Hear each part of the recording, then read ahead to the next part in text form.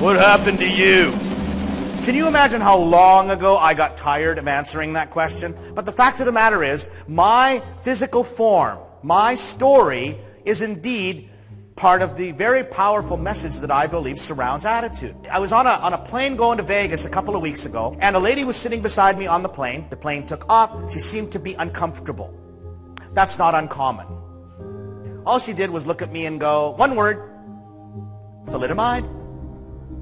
Thalidomide was never meant to be given to pregnant women. In fact, it was a sedative, and it was supposed to be so safe, they thought that anybody could take it. Now, the drug was banned in 1963, thank God, because it by then had only deformed over 20,000 babies. It could have been hundreds of thousands had the drug continued to live on. The point is, thalidomide was a terrible, terrible thing. But that's not how I see it in my own personal life. My life started in a very unorthodox fashion. There is no question that being born without arms is not something people would wish for, right? They called us the victims. I disagree. My mom was 55 years old the first time she held me, and my dad was 53, and I was an orphan because my birth family were consulted and counseled and advised to simply sign papers and give me up. Because in 1960, babies born with severe handicaps had no life. So on the fourth day of my life, I was homeless. Enter my life, the changers. Hilda Law, Jack Law.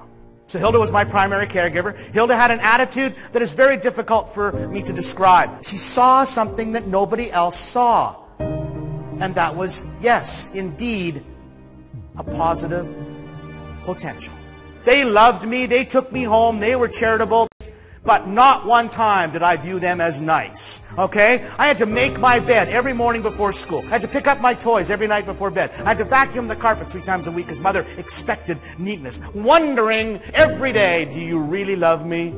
I knew that I would not easily climb Mount Everest. I knew there were certain things that were impossible for me. And then one day I found a piano. And that was huge. I'm looking at my feet, I'm watching the piano, I'm thinking, I'm going to suck at this too. That's how I felt. But Mom heard me play, and she came racing down to the basement. And she said, was that you? I gave the standard 10-year-old answer. Do you see anybody else down here? And then she made me play it again. And then she stood behind the piano crying. I would ask my mother, in fact, quite frankly, it was the week she met my son, why did you cry behind the piano that day? She said, you don't really understand, do you? What?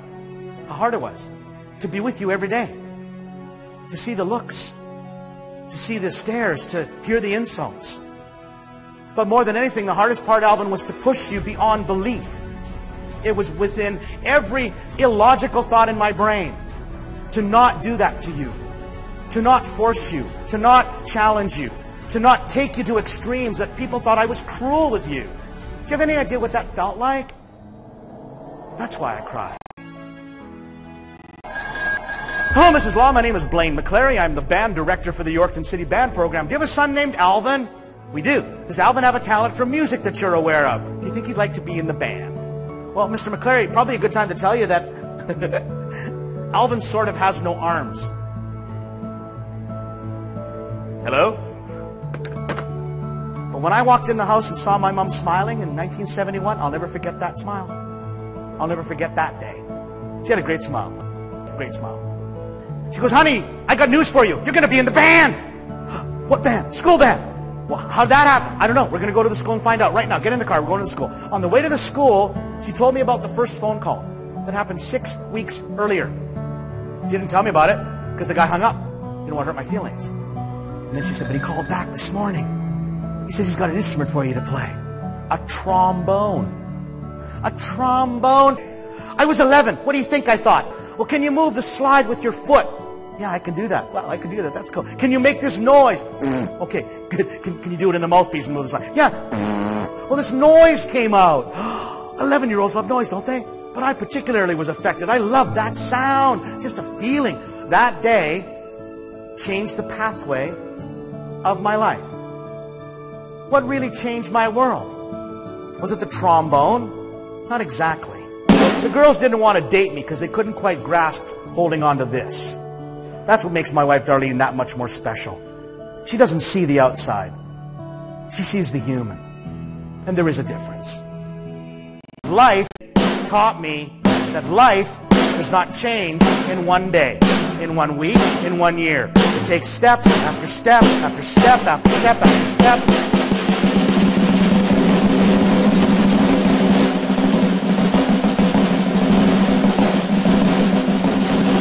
All right, you can clap for that if you'd like. Why did I just do that? To show off? Yeah. To impress you? Yeah. I want to impress you. Because of my ego? No. No, see, that was the most important thing that I learned in my life. In my opinion, you earn joy. It is not a human right. You attain success. I got a label. It's fixed right on my forehead. And it used to bug me until it occurred to me, I just have to change what the label says. That's all I got to do. It's not going to be easy because I'm asking society an awful lot to see the human inside the disability. It took me a long time to come to that conclusion. They've all got labels. Let's just change the label.